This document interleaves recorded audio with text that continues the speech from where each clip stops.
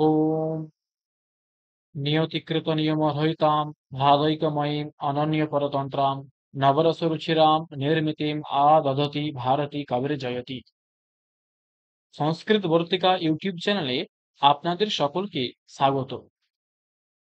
আমরা এখন আচার্য মম্মটের কাব্য প্রকাশ গ্রন্থটি পড়ছি। এর আগে আমরা কাব্য প্রকাশের প্রথম উল্লাস আলোচনা করেছি। সেখানে কাব্যের লক্ষণ, কাব্যের ভেদ এবং কাব্যের প্রয়োজন ইত্যাদি বিষয়ে আমরা গভীরে আলোচনা করেছি। এখন আমরা দ্বিতীয় উল্লাস পড়ছি। দ্বিতীয় উল্লাসে শব্দার্থ স্বরূপ নির্ণয় নামক যে দ্বিতীয় উল্লাস, সেখানে এর আগে আমরা শব্দ কত প্রকারের হয়, অর্থ কত প্রকারের হয় এবং বৃত্তি কত প্রকারের হয় এবং শব্দ, অর্থ এবং বৃত্তির মধ্যে কেমন সম্পর্ক, সেই বিষয়ে আমরা আলোচনা করেছি। আজকের ভিডিওতে আমরা আচার্য কুমারিল ভট্টের যে অভিহিত অন্বয়বাদ, সেই বিষয়ে আলোচনা করব। তো পুরো ভিডিওটা দেখতে থাকো, আশা করছি সমস্ত বিষয়টাই খুব সুন্দরভাবে স্পষ্ট হয়ে যাবে। বৃত্তিতে বলছেন যে তাৎপর্যার্থোপি কেষুচিৎ, অর্থাৎ তাৎপর্য নামক একটি অপর অর্থও রয়েছে। অর্থাৎ কাব্যে মোটামুটি একদম তিন প্রকারের শব্দ, বাচক, লাক্ষণিক এবং ব্যঞ্জক। অর্থ তিন প্রকারের: বাচ্যার্থ, লক্ষ্যার্থ, ব্যঙ্গ্যার্থ। এদের বৃত্তি তিনটি: অভিধাবৃত্তি, লক্ষণাবৃত্তি, ব্যঞ্জনাবৃত্তি। এখানে কারো কোনো সন্দেহ নেই, সমস্ত আলংকারিকরা এই বিষয়টা স্বীকার করেছেন। তারপরে একটা বিবাদমূলক বিষয় আচার্য মম্মট উপস্থাপন করেছেন, কি হচ্ছে তাৎপর্যার্থোপি কেষুচিৎ, অর্থাৎ তাৎপর্য অর্থ কারো কারো মতে, অর্থাৎ কোনো কেষুচিৎ কোথাও কোথাও, কেষুচিৎ দর্শনেষু কোনো কোনো দর্শনে তাৎপর্য অর্থ নামক একটি অপর অর্থ রয়েছে, এমনটা স্বীকার করা হয়। আচ্ছা, 12 টিকা থেকে বলা হচ্ছে তাৎপর্যাক্ষ বৃত্তি প্রতিপাদ্য অর্থ ইত্যর্থ। তাৎপর্য অর্থ মানে কি? তাৎপর্য বৃত্তির দ্বারা প্রতিপাদ্য যে অর্থ, তাকে বলা হয় তাৎপর্যার্থ। আমরা আগে দেখলাম কি, যে অর্থ প্রকাশিত হতে গেলে কোনো একটা শব্দ লাগে এবং কোনো একটা মাধ্যম লাগে, কোনো একটা বৃত্তি লাগে। তাহলে তাৎপর্য অর্থ বলছি, তাহলে এই তাৎপর্য অর্থ প্রকাশিত হতে কোনো একটা বৃত্তির প্রয়োজন আছে বা ব্যাপারের প্রয়োজন আছে। সেই বৃত্তি বা সেই ব্যাপারের নাম কি? হচ্ছে তাৎপর্য বৃত্তি।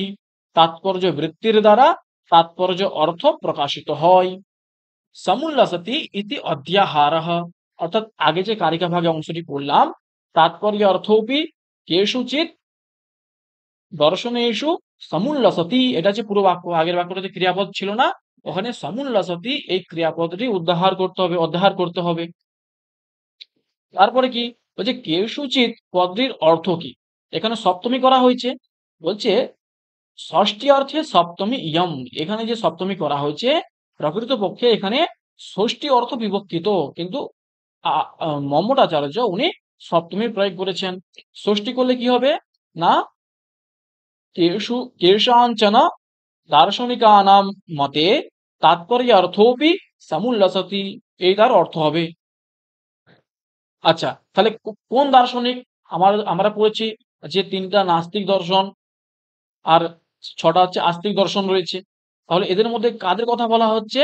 হচ্ছে অভিহিত অনবয়বাদী নাম, অভিহিত অনবয়বাদী নাম ইতি অর্থঃ, তাদের মতে এটি শেষ। তাহলে পুরো বাক্যটা কি হবে? অভিহিত অনবয়বাদী নাম, না, কেষাঞ্চন অভিহিত অনবয়বাদী নাম মতে তাৎপর্য অর্থপি সমুল্লসতি, এটা হচ্ছে পুরো বাক্যটা হবে। অর্থাৎ অভিহিত অনবয়বাদী নামক যে সমস্ত দার্শনিকরা রয়েছেন পূর্ব মীমাংসার, সেই সব দার্শনিকদের মতে তাৎপর্য অর্থও রয়েছে। অপর একটি অর্থ তাৎপর্য অর্থ, তার বৃত্তির নাম হচ্ছে তাৎপর্য বৃত্তি। একদম স্পষ্ট। ব্যাস এইটুকুনি। আমরা একটু ডিটেলসে পড়ব, ওই অভিহিত অনবয়বাদ কি, অনভিহিত অভিধানবাদ কি, এগুলো আমরা একটু পরেই পড়ব। কি বলা হচ্ছে, অভিহিতানবয়বাদীনাম মতে তাৎপর্যাক্ষ বৃত্তি প্রতিপাদ্য তাৎপর্যার্থ অপি সমুল্লসতি ইতি। একদম সহজ। অভিহিত অনবয়বাদীদের মতে তাৎপর্য বৃত্তির দ্বারা প্রতিপাদ্য তাৎপর্য অর্থও রয়েছে। তাহলে কি পেলাম আমরা? আচার্য মম্মটের মতে তাহলে বৃত্তি বা ব্যাপার দুই প্রকারের। কি কি? শব্দবৃত্তি আর বাক্যবৃত্তি। আমরা আগেই বললাম যে শব্দবৃত্তি হচ্ছে তিন প্রকারের: অভিধা, লক্ষণা আর ব্যঞ্জনা, এই তিন প্রকারের। আর বাক্য বৃত্তি যেটা, সেটা হচ্ছে তাৎপর্য বৃত্তি। আমরা কি পড়েছিলাম, যে শব্দ থেকে অর্থ প্রকাশিত হয় কোনো একটা বৃত্তির সাহায্যে। কিন্তু এই যে তাৎপর্য বৃত্তি, সেটা একটু স্পেশাল। কেমন স্পেশাল? এটা কিন্তু কোনো শব্দের নয়, এটা পুরো বাক্য। বাক্য থেকে তাৎপর্য বৃত্তির দ্বারা তাৎপর্য অর্থ প্রকাশিত হয়। যেমন বাচক, লাক্ষণিক এবং ব্যঞ্জক শব্দ ছিল, ঠিক সে জায়গাতে আসবে কে, না বাক্য। বাক্য থেকে তাৎপর্য বৃত্তির দ্বারা তাৎপর্য অর্থ প্রকাশিত হয়, তাই ওটা আলাদা একটা বৃত্তি বলা হচ্ছে, ওটা হচ্ছে বাক্য বৃত্তি। আর এই আগে যেগুলো পড়েছিলাম ওগুলো হচ্ছে ওগুলো হচ্ছে শব্দবৃত্তি। তারপরে কি, তারপরে এই যে অভিহিত অন্বয়বাদ বললাম আমরা, অভিহিত অন্বয়বাদ আর অনভিহিত বিধানবাদ। তো এই সম্বন্ধে জানতে গেলে তার আগে আমাদেরকে জানতে হবে কুমারিল ভট্ট সম্পর্কে। এই কুমারিল ভট্ট কে ছিলেন, এনার এবং এনার মত যে অভিহিত অন্বয়বাদ নামে পরিচিত, তো এনার সম্বন্ধে একটু জানা উচিত আমাদের। তো এই কুমারিল ভট্টের সময় মোটামুটি ধরা হয় 650 খ্রিস্টাব্দ। এনার বাড়ি দক্ষিণ ভারতের জয়মন্ডল নামে কোনো একটি গ্রামে ওনার জন্ম হয়, এবং ওনার পিতার নাম যোগেশ্বর এবং মাতা হচ্ছেন চন্দ্রকোনা। আর ইনি যজুর্বেদের অধ্যাতা ছিলেন, এবং ভাট্টপাদ এনার একটি উপাধি বা নামান্তর বলা হয়। এনার বৌদ্ধ গুরু ছিলেন শ্রীনিকেতন, এবং এনার অনেকজন শিষ্য ছিলেন, তাদের মধ্যে প্রধান শিষ্য ছিলেন মনন মিশ্র, প্রভাকর মিশ্র ইত্যাদি। এবং এনার জীবনে ইনি কি করেছেন, না ইনি বৌদ্ধ ধর্ম খণ্ডন করেছেন এবং বৈদিক ধর্মকে মণ্ডিত করেছেন, বৈদিক ধর্মকে প্রতিষ্ঠিত করেছেন, এবং শেষে ইনি আত্মহননের দ্বারা দেহত্যাগ করেন। তো এখানে একটা গল্প আছে। এই কুমারিল ভট্টের জন্ম যখন হয় ওই 650 খ্রিস্টাব্দ, সেই সময় কি হয়েছিল, ভারতবর্ষে তখন সনাতন ধর্ম বা আমাদের যে বৈদিক ধর্ম, এই বৈদিক ধর্মের ফ্যান ফলোয়ার অর্থাৎ বৈদিক ধর্মের মানে লোকপ্রিয়তা আস্তে আস্তে কমে যেতে থাকে। কেন কমে যেতে থাকে? তখন যে বৌদ্ধ ধর্ম ছিল, সেই বৌদ্ধ ধর্মের যারা ভিক্ষুক ছিলেন, তারা গোটা ভারতবর্ষে ছেয়ে গেছেন। তো কুমারিল ভট্ট যখন ছোট ছিলেন, তিনি দেখতেন যে ভারতবর্ষে বিভিন্ন ধর্মের মানুষ থাকতেন, তো প্রত্যেকটা ধর্মে আলাদা আলাদা পোশাক থাকতো। তো তখন ভারতবর্ষে বিভিন্ন ধর্মের মানুষ থাকতেন, যার জন্য বিভিন্ন কালারের তারা ড্রেস পরতেন। তখন আচার্য কুমারিল ভট্ট ওনার পিতাকে জিজ্ঞেস করেছিলেন যে বাবা, তো এই সমস্ত এত ড্রেস কেন? তখন বাবা বলেছিল ভারতবর্ষে অনেক মানুষ থাকেন, অনেক ধর্মের মানুষ থাকেন, তো সকলের জন্য আলাদা আলাদা ড্রেস তাদের ধর্মগ্রন্থে বলা হয়েছে, তাই এরা বিভিন্ন কালারের ড্রেস পরে থাকেন। তো যখন কুমারিল ভট্ট আস্তে আস্তে বড় হতে থাকলেন, তখন দেখলেন এই যে বিভিন্ন যে কালারের যে পার্থক্য থাকতো, সেটা আস্তে আস্তে লোপ পেতে থাকলো। সমস্ত ভারতবর্ষের মানুষ আস্তে আস্তে ওই বৌদ্ধ ধর্মের দিকে সবাই আকর্ষিত হতে থাকলো, এবং সবাই আস্তে আস্তে বৌদ্ধ ধর্ম গ্রহণ করতে থাকলো। ঠিক এই সময় কুমারিল ভট্টের মনে খুব কষ্ট হলো, কারণ ইনি সনাতন ধর্মকে খুব ভালোবাসতেন। ইনি বেদ বেদান্ত মীমাংসা দর্শন সবকিছু, ভারতীয় যে সনাতন ধর্ম, এটাকে উনি একদম নিজের করে নিয়েছিলেন। তখন উনি দেখলেন যে এই বৌদ্ধ ধর্মের থেকে সনাতন ধর্মকে রক্ষা করতে হবে। কি করে রক্ষা করা যায়? তো উনি তো আমাদের বৈদিক ধর্মের সমস্ত শাস্ত্র উনি পড়েছেন, কিন্তু উনি তো আর বৌদ্ধ ধর্মের কিছু পড়েননি।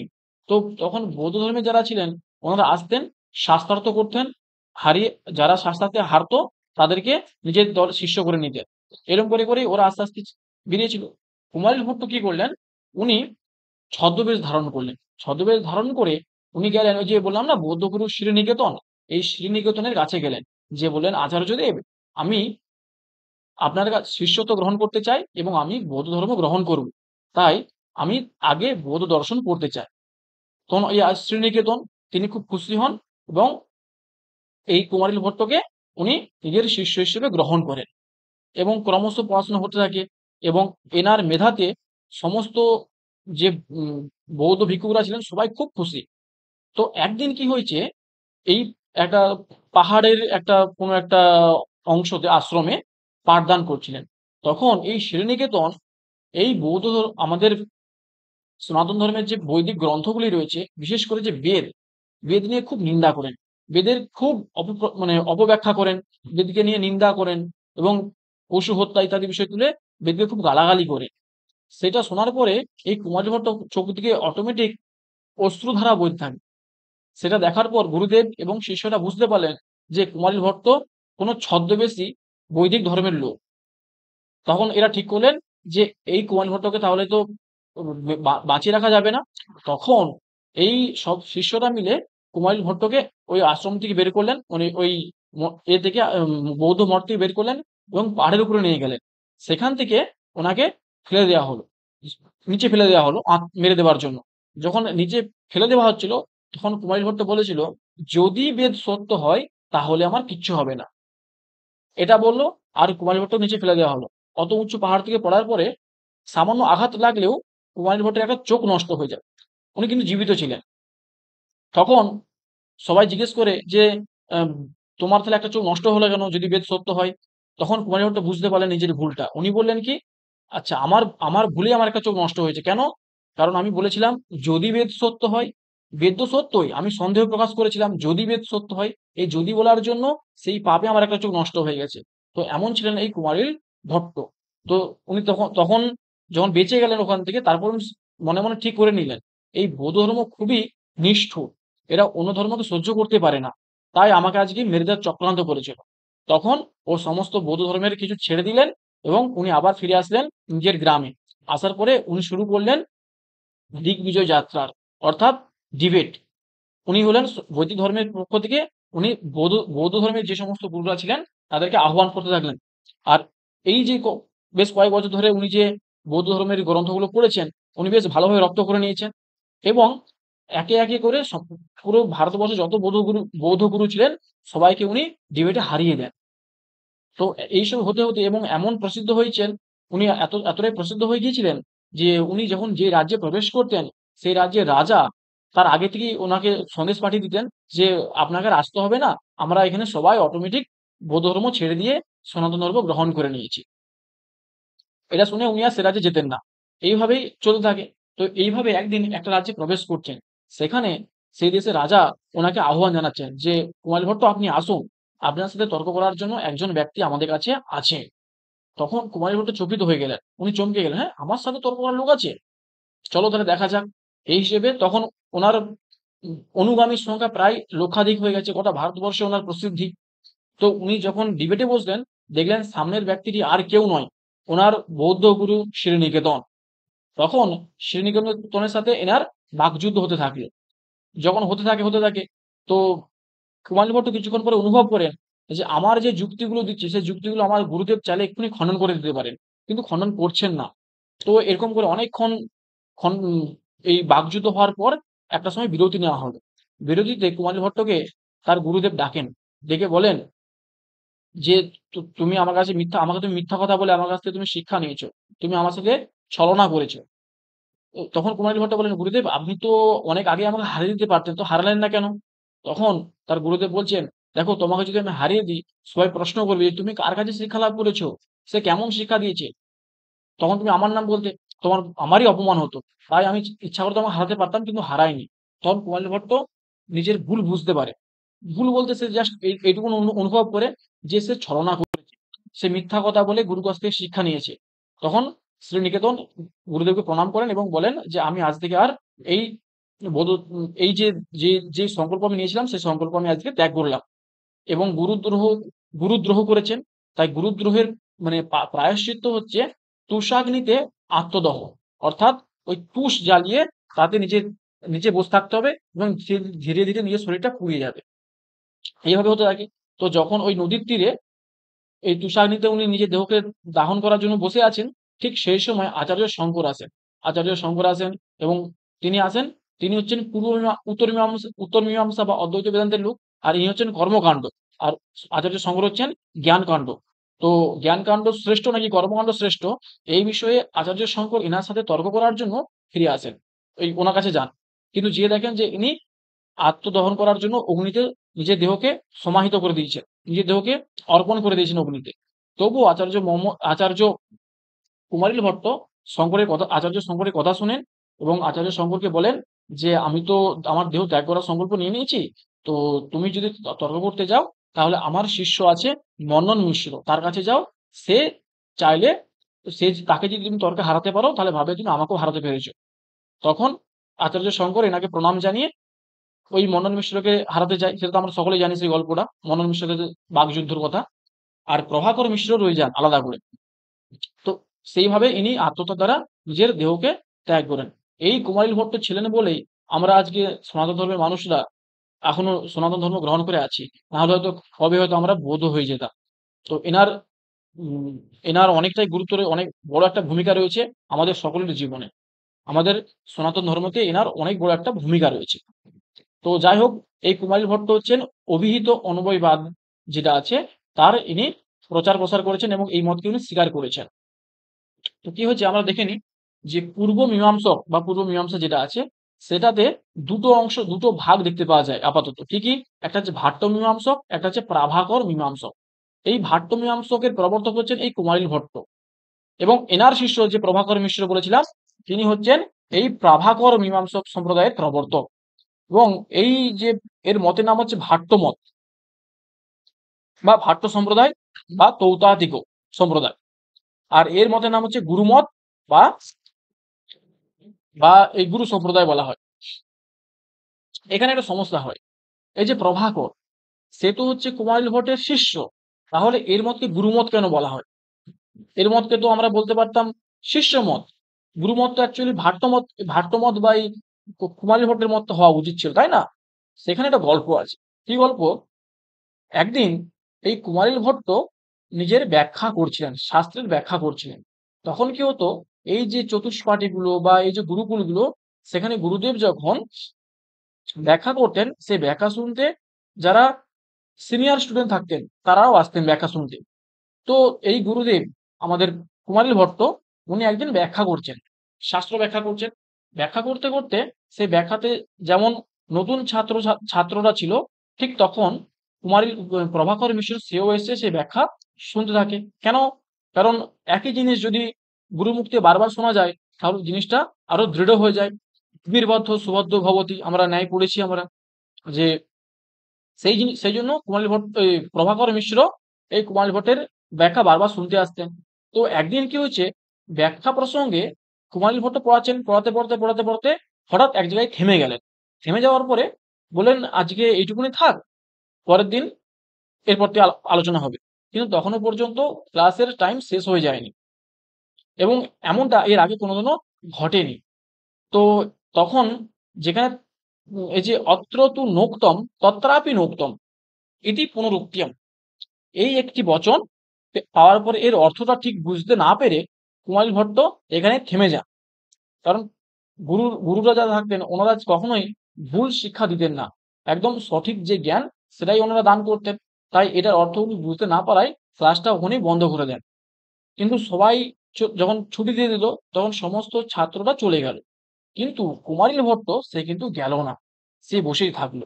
বসে থেকে থেকে সে উঠে গেল এবং গুরুর যে টেবিল ছিল সেই টেবিল বা যে ডেস্ক ছিল তাতে তার পুঁথিটা তুললেন, তোলার পরে দেখলেন যে এই বাক্যটা লেখা আছে অত্র তু নোক্তম তত্রাপি নোক্তম, মানে এখানেও বলা হয়নি সেখানেও বলা হয়নি। এটার অর্থ গুরুদেব বুঝতে পারলেন না যে এটা কোন অর্থে প্রয়োগ করা হয়েছে। তখন কুমারিল ভট্ট ওটা পড়লেন, পড়ার পরে এটার ব্যাখ্যাটা একটু ঘুরিয়ে করলেন, কেমন? অত্র তুনা উক্তম তত্র অপিনা উক্তম, মানে এখানে যেই কথাটা তু এই অব্যয়ের দ্বারা বলা হয়েছে সেখানে সেটা অপি এই অব্যয়ের দ্বারা বলা হয়েছে। এরকম ভাবে ব্যাখ্যা করলেন। এইভাবে ব্যাখ্যা করার পরে উনি কুমারিল ভট্ট ওই পুঁথিতে একটা জায়গায় লিখে দিলেন এই কথাটা অত্র তুনা উক্তম তত্র অপিনা উক্তম। এরপর সন্ধ্যাবেলায় ভাট্ট ওই যে কুমারিল ভট্ট উনি ফিরে এসেছেন, এসে আবার পুঁথিটা নিয়ে ভাবতে বসেছেন। পুঁথিটা খুলে দেখছেন যে লেখা আছে অত্র তুনাক্তম তত্র অপিনাক্তম। তখন ইনি খুশি হয়েছে, আরে বাস এটা আমি বুঝতে পারছিলাম না। তখন ওনার মনে সন্দেহ জাগলো, এটা তো সকালে লেখা ছিল না, তাহলে এটা কে লিখলো? তখন উনি ভাবলেন যে শিষ্য হিসেবে কে কে ছিল ওখানে। তখন ভাবলেন প্রভাকর মিশ্র, ও ছাড়া এই কাজ কেউ করতে পারে না, এত মেধাবী ছাত্র ও ছাড়া আর কেউ নেই। তখন প্রভাকরকে যখন জিজ্ঞেস করলেন যে তুমি করেছো এই কাজটা, প্রভাকর বলেন হ্যাঁ গুরুদেব আমি করেছি। তখন গুরুদেব খুব খুশি হন এবং খুশি হওয়ার পরে এনাকে ভালোবেসে বলে আজ থেকে তুমিই তো আমার গুরু হয়ে গেলে।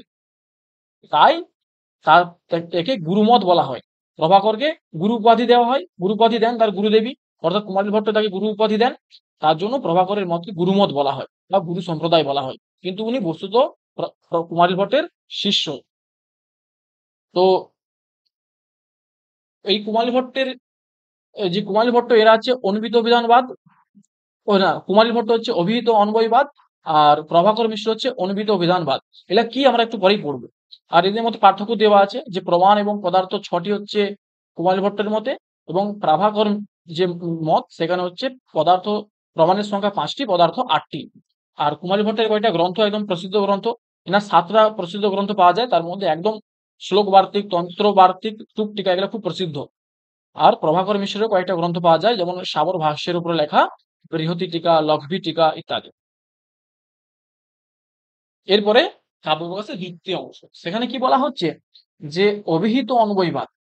অভিহিত অন্বয়বাদ জিনিসটা কি, এই বিষয়ে আচার্য মোহাম্মদ কাব্যপ্রকাশে জাস্ট একটু সাধারণভাবে জিনিসটা তুলে ধরেছেন। কি হচ্ছে, আকাঙ্ক্ষা যোগ্যতা সন্নিধি বশাৎ বক্ষ্যমাণ স্বরূপানাম পদার্থানাম সমন্বয়ে তাৎপর্যার্থ বিশেষ বপুঃ অপদার্থः अपि বাক্যার্থः সমুল্লসতি ইতি অভিহিত অন্বয়বাদিনাম মতম।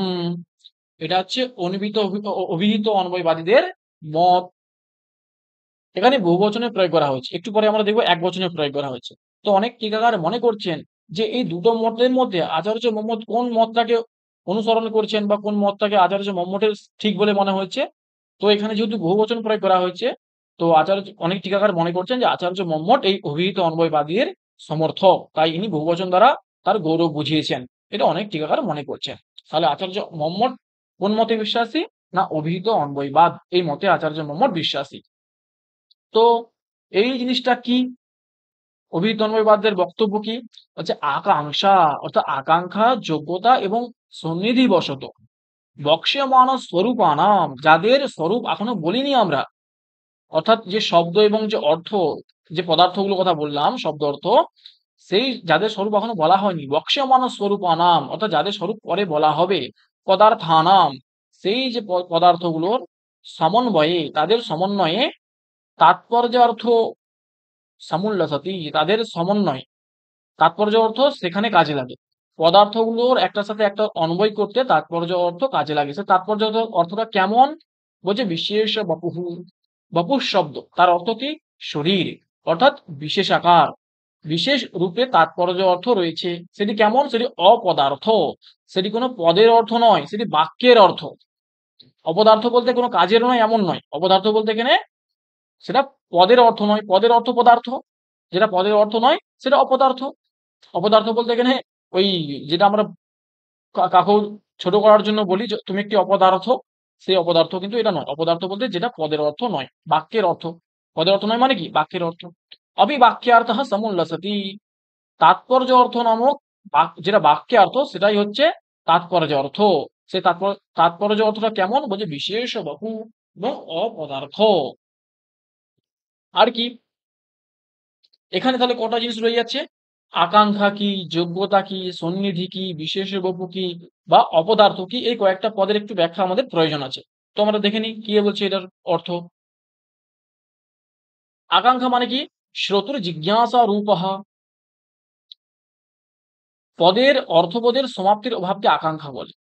ধরো আমি বললাম পর্বত, নদী, গরু, অশ্ব, এইসব কথাগুলো বললাম পাগলের প্রলাপের মতো, কারোর সাথে কারো অনবয় নেই। মানে যেগুলো শোনার পরে মনে এখনো জিজ্ঞাসা রয়ে যাবে, আকাঙ্ক্ষা রয়ে যাবে শোনার, সেটা হচ্ছে থাকা চলবে না বাক্যে। অর্থাৎ বাক্য এমন হবে যেটা বলার পরে আর কোনো জিজ্ঞাসা থাকবে না। ধর আমি বললাম রাম বেদ, থেমে গেলাম, তাহলে কি আমার মনে একটা জিজ্ঞাসা রয়ে যাচ্ছে, রাম বেদ কি, দেখে, পড়ে, কি করে। আমি যদি বলি রাম বেদম পঠতি, এই বাক্যটা বললে কিন্তু আর মনে কোনো আকাঙ্ক্ষা থাকছে না, তাহলে বাক্যটা, তাহলে এটা বাক্য হবে। কিন্তু যদি বলি রামঃ বেদম, তাহলে কিন্তু মনে আকাঙ্ক্ষা রয়ে যাচ্ছে যে কি, এই আকাঙ্ক্ষা থাকা চলবে না। আকাঙ্ক্ষা এই যে নিরাকাঙ্ক্ষ বাক্য হওয়া চলবে না। আর কি বলছে, যোগ্যতা, যোগ্যতা কি, পদার্থানাম পরস্পর সম্বন্ধে বাধা ভাব, যাতে পদগুলো একটার সাথে একটা অন্বয় হতে পারে। যদি আমি বলি বন্ধার পুত্র পুত্র, এটা কিন্তু নৈয়ায়িকদের মতো কিন্তু বাক্য হবে না। কেন, কারণ এটার সাথে এটা তো বাক্য হওয়ার জন্য যোগ্যতা নেই। ঠিক তেমন যদি বলি বন্ধিনা সিঞ্চতি, আগুনের দ্বারা সেচন করছে, আগুনের দ্বারা বন্ধিনা সিঞ্চতি, আগুনের দ্বারা, ধরো জলে না সিঞ্চতি হয়, মানে জলের দ্বারা সেচন কর্ম করা যায়, কিন্তু আগুনের দ্বারা বহ্নির দ্বারা কিন্তু সেচন কর্ম করা যায় না। তাই এটাও কিন্তু বাক্য হবে না, কারণ যোগ্যতা নেই। আর কি আসক্তি, আসক্তি মানে বুদ্ধি অবিচ্ছেদ, মানে জ্ঞানের অবিচ্ছিন্নতা। অর্থাৎ আমি একটা বাক্য বললাম রা, আবার 2 মিনিট পরে বললাম তারপরে আবার 1 ঘন্টা পরে বললাম বেদম, তারপরে আবার 2 ঘন্টা পরে বললাম পঠতি। এরকম অত গ্যাপ নিয়ে বললে, অত ব্যবধানে বাক্য বললে কিন্তু বাক্য দিয়ে কোনো অর্থবোধ হয় না। তাই এত ব্যবধানে উচ্চারিত পদগুলোও কিন্তু বাক্য হবে না, আসক্তি নেই বলে। আর এই যে তাৎপর্য অর্থ, সেটাকে বিশেষ বস্তু কেন বলা হলো? হচ্ছে এটা কোনো অলিক পদার্থ নয়।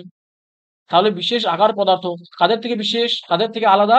না, এই যে বাচ্য, বাচ্য, লক্ষ্য, ব্যঙ্গ ইত্যাদি যে পদের অর্থ ছিল, এদের থেকে এটা আলাদা। কারণ ওগুলো ছিল পদার্থ, এটা হচ্ছে বাক্যার্থ।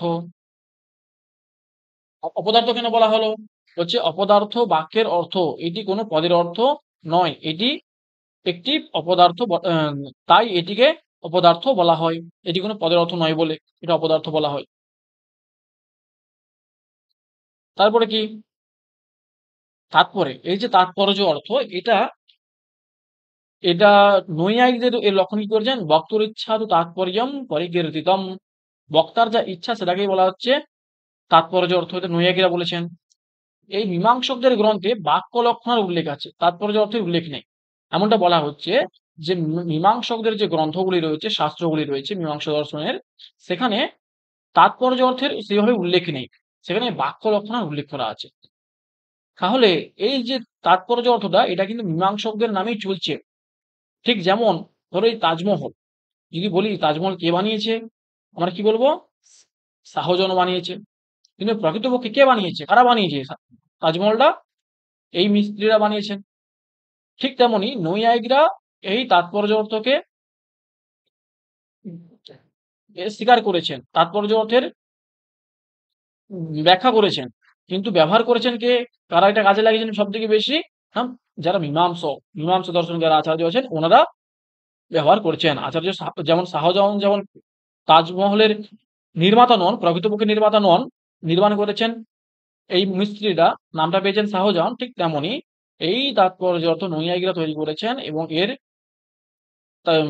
ক্রেডিটটা পেয়েছেন এই মীমাংসকরা। আচ্ছা, এই যে কুমারী ভট্ট ও তার অনুগামীরা, যেমন পার্থ সারথী মিশ্র, এরা অনেকে আছেন, এনারা হচ্ছে ওই অভিহিত অনবয়বাদকে স্বীকার করে। আচ্ছা, এর এর অর্থটা কি? অভিহিত অনবয়বাদের অর্থটা কি? হচ্ছে অভিহিতানাম অন্বয়ঃ, অভিহিতান্বয়ঃ। অভিহিতদের যে অন্বয়, সেই অন্বয়কে বলা হয় অভিহিতান্বয়। অভিহিত বলতে কি? হচ্ছে অভিধাবৃত্তিয়া প্রতিপাদিতানাম, অর্থাৎ অভিধাবৃত্তির দ্বারা যাদের যাদেরকে প্রতিপাদন করা হয়েছে, তাদের যে অন্বয়। অর্থাৎ বাচক শব্দ থেকে অভিধাবৃত্তির দ্বারা যেই অর্থগুলো প্রতিপাদিত হয়, সেই অর্থগুলোর মধ্যে যে সম্বন্ধ, সেই অর্থগুলোর মধ্যে যে অন্বয়, সেই অন্বয়টাকে বলা হচ্ছে অভিহিতান্বয়। অভিধাবৃত্তির দ্বারা প্রতিপাদিতদের অন্বয় হচ্ছে অভিহিতান্বয়। একটা উদাহরণ দিলে ভালো বোঝে। যেমন আমি বললাম বালকঃ পঠতি, অর্থাৎ বালকটি পড়ছে। এই যে বালকঃ পঠতি বললাম, তার অর্থ বালকটি পড়ছে, আমাদের মস্তিষ্কে একটি বিশেষ অর্থ অবভাসিত হচ্ছে। সেটা কিভাবে হচ্ছে? সেটা হচ্ছে এই যে অভিহিত অন্বয়বাদ, এদের মধ্যে কেমন? তাহলে কি কি শব্দ কি কি এখানে আছে? বালক ও সু, পট ধাতুর উত্তর তি প্রত্যয় করলে এগুলো পাওয়া যায়। তো বালক শব্দের অর্থ কি? না একটি বাচ্চা, শিশু বা বালক। এটা কি কার দ্বারা পাচ্ছি? অভিধাবৃত্তির দ্বারা। অভিধাবৃত্তির দ্বারা বালক শব্দের যে একটি বাচ্চা বা মানব শিশুকে বোঝায়, তা আমরা পেয়ে যাচ্ছি অভিধাবৃত্তির দ্বারা। আর সুয়ের অর্থ কি? একত্ব। কার দ্বারা পাচ্ছি? অভিধাবৃত্তির দ্বারা। পর ধাতুর অর্থ কি? পঠন করা। কার দ্বারা পাচ্ছি? অভিধাবৃত্তির দ্বারা। টিপের অর্থ কি? কৃতিত্ব, বর্তমান ও কালত্ব, একত্ব, বা অনেকে আবার কর্তা, কৃতির অর্থ কর্তাও ধরেন। তো এগুলো হচ্ছে অভিধাবৃত্তির দ্বারা পেয়ে গেলাম। অভিধা মানে কি? ধরো ডিকশনারির যে অর্থগুলো, অভিধান, অভিধানে গঙ্গা শব্দের জলপ্রবাহ বা নদী বিশেষ এই অর্থ বলা হয়েছে। এটাই হচ্ছে অভিধার্থ, অভিধেয়ার্থ। গঙ্গা শব্দের অভিধেয়ার্থ কি? না জলপ্রবাহ। তেমনি বালক শব্দের অভিধেয়ার্থ কি? না একটি বালক। অভিধাবৃত্তির কাজ এইটুকুনি, এইটুকুনি বলে যে ও থেমে যাবে, আর কিছু করতে পারবে না। তাহলে আমি বুঝলাম যে বালক, একত্ব, পঠন ক্রিয়া, কৃতিত্ব, কিন্তু এগুলোর আমি তো অন্বয় বুঝতে পারছি না।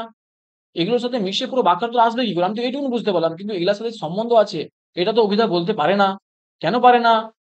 কারণ শব্দবুদ্ধি কর্মণাম বিরম্য ব্যাপারা ভাবঃ। শব্দবুদ্ধি কর্ম এক নিয়ম আছে যে এই যে অভিধাবৃত্তি এ একটি কাজ করে থেমে যাবে, দ্বিতীয় কাজ করার সামর্থ্য ওদের থাকে না। অভিধাও একটা, তো অভিধা যে ব্যাপার সে ব্যাপার তার অভিধা অর্থ প্রকাশিত করে থেমে যায়। ঠিক তেমন এখানে একত্ব, পঠন ক্রিয়া, কৃতিত্ব বা এই যে বালক, এই অর্থগুলো বলার পর থেমে যাচ্ছে অভিধা। তাহলে তো বাক্যের অর্থবোধ হচ্ছে না। তাহলে বাক্যের অর্থবোধ হয় কিভাবে? সেখানে বলা হচ্ছে যে এই যে একত্ব, তার সাথে এই যে বালকের সাথে একত্ব যে সম্বন্ধ, এটা আকাঙ্ক্ষার দ্বারা হয়। কেউ কেউ বলেন আকাঙ্ক্ষার দ্বারা, আবার কেউ কেউ বলেন এটা হচ্ছে তাৎপর্য বৃত্তির দ্বারা। এবং পঠন ক্রিয়ার সাথে যে যে তীবের যে সম্বন্ধ, সেটাও এই আকাঙ্ক্ষা বা এই তাৎপর্য বৃত্তির দ্বারা হয়ে থাকে। আর পুরোটা হয় তাৎপর্য বৃত্তির দ্বারা। অর্থাৎ অভিধার দ্বারা এই সামান্য অর্থগুলো পেয়ে যায়, এবং এই অর্থগুলোর মধ্যে যে সম্বন্ধ সেটা হচ্ছে তাৎপর্য বৃত্তি করে।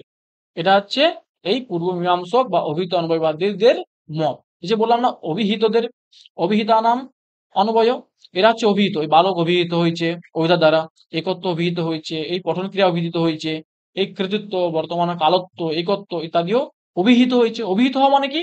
অভিধা বৃত্তি দ্বারা প্রতিপাদিত হয়েছে। বোঝা গেছে? এটা প্রতিপাদিত হয়ে গেল। তাই অভিধানাম অনবয়, এই যে এদেরকে যে অভিহিত করা হলো, এদের যে অনবয়, এদের যে একটার সাথে একটা যে সম্বন্ধ, এটা কাদের দ্বারা প্রতিপাদিত হয়? ওই তাৎপর্য বৃত্তির দ্বারা। তাহলে এই অভিহিত অনবয়বাদ এদের মতে তাৎপর্য বৃত্তি হচ্ছে এই যে এই অর্থগুলোর মধ্যে সম্বন্ধ স্থাপন করে, এদের মধ্যে একটার সাথে একটা লিঙ্ক করে দেওয়ার পর একটা একটা সুস্পষ্ট অর্থ প্রকাশিত করে। এটা হচ্ছে কাদের মত? অভিহিত অনবয়বাদীদের মত। এটাই হচ্ছে অভিহিত অনবয়বাদ। তাহলে আজকে আমরা কি কি দেখলাম? না, তাৎপর্য অর্থ কাকে বলে, সেখানে আকাঙ্ক্ষা কি, যোগ্যতা কি, সন্নিধি কি, এই বিষয়ে দেখলাম। এবং এই তাৎপর্য অর্থকে কেন বাক্যার্থ বলা হয়, একে কেন অপদার্থ বলা হয়, এ বিষয়ে আমরা দেখলাম। এবং এই তাৎপর্য অর্থ বিষয়ে আচার্য কুমারিল ভট্টের কি অভিমত, এবং এই কুমারিল ভট্ট কে ছিলেন, এই বিষয়ে আমরা পড়লাম। এবং এই যে তাৎপর্য অর্থ রয়েছে, সেই তাৎপর্য অর্থ কিভাবে সিদ্ধ হয়, এই যে অভিহিত অন্বয়বাদ পড়লাম, এই অভিহিত অন্বয়বাদ সম্পর্কে আমরা ডিটেলসে পড়লাম। এবং এই অভিহিত অন্বয়বাদ কেন স্বীকার করা হয়েছে সে বিষয়েও পড়লাম। তো তোমাদের ভিডিওটি যদি ভালো লেগে থাকে, অবশ্যই একটা লাইক করবে। আমি জানি ভিডিওটা খুব ভালো লেগেছে। এবং তোমাদের যদি কোনো জিজ্ঞাসা থাকে, কোনো প্রশ্ন থাকে, অবশ্যই একটি কমেন্ট করে জানাবে। এবং এই ভিডিওটা অবশ্যই তোমাদের বন্ধুদের সাথে বেশি বেশি করে শেয়ার করবে। এবং ভবিষ্যতে এরকম ভিডিও আরো পেতে আমাদের এই চ্যানেলটিকে অবশ্যই সাবস্ক্রাইব করে রাখবে। সকলকে অনেক ধন্যবাদ পুরো ভিডিওটি দেখার জন্য।